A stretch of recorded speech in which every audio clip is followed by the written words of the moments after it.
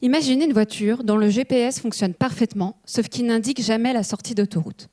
Dans notre corps, pour savoir où aller, quand s'arrêter ou quand changer de trajectoire, nos cellules sont guidées par des panneaux de signalisation. L'un de ces panneaux s'appelle la nétrine. À l'origine, cette protéine est indispensable au développement embryonnaire et du petit enfant. Elle agit comme un GPS cellulaire guidant les cellules vers leur bonne destination. C'est une instruction de navigation essentielle dans un organisme en développement et en croissance. Elle a aussi un autre rôle fondamental, celui de dire à la cellule « tu peux survivre » ou au contraire « il est temps de mourir », car une cellule qui ne sert plus, ou pire, qui devient dangereuse, doit s'éliminer. C'est ce qu'on appelle la mort cellulaire programmée. Dans certains cancers pédiatriques, les cellules pourraient détourner le rôle de guidage cellulaire de la nétrine à leur avantage. Un peu comme si la voiture piratait elle-même son propre GPS pour prendre le contrôle de sa destination. Résultat, les cellules survivent, elles s'accumulent, elles envahissent.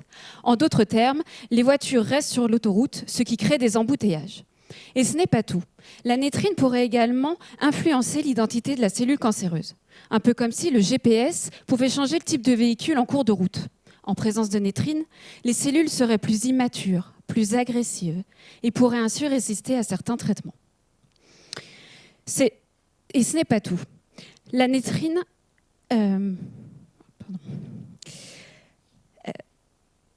Pendant 3 ans, j'ai décidé de troquer ma blouse de médecin à l'hôpital pour celle de chercheur au laboratoire, pour aller observer d'un peu plus près, comme avec une très grosse loupe, ce qui se passe non plus à l'échelle du patient, mais à celui de la cellule. Au laboratoire, j'étudie donc... Au laboratoire, j'étudie donc les cellules cancéreuses et je joue avec la présence de nétrine dans leur environnement. Parfois, je l'ajoute, parfois, je l'enlève. Ensuite, j'observe le comportement des cellules. Est-ce qu'elles vivent plus longtemps? Est-ce qu'elles se déplacent davantage et envahissent ce qui les entoure? C'est un peu comme si je modifiais le message des panneaux lumineux sur l'autoroute et que j'observais comment les voitures changent de trajectoire. Mon hypothèse est la suivante. La nétrine favorise l'agressivité des cellules cancéreuses et les rend résistantes au traitement.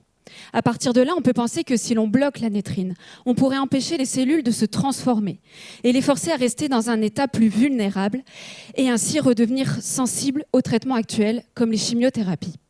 Pour agir, la nétrine doit délivrer un message en se fixant aux récepteurs présents à la surface des cellules, un peu comme la clé qui allume la voiture et tout son système de pilotage. Alors, pour comprendre son mécanisme, j'utilise 2 stratégies. Soit je bloque directement la nétrine pour l'empêcher de délivrer son message, soit je modifie les récepteurs pour les rendre sourds. J'espère vous avoir convaincu.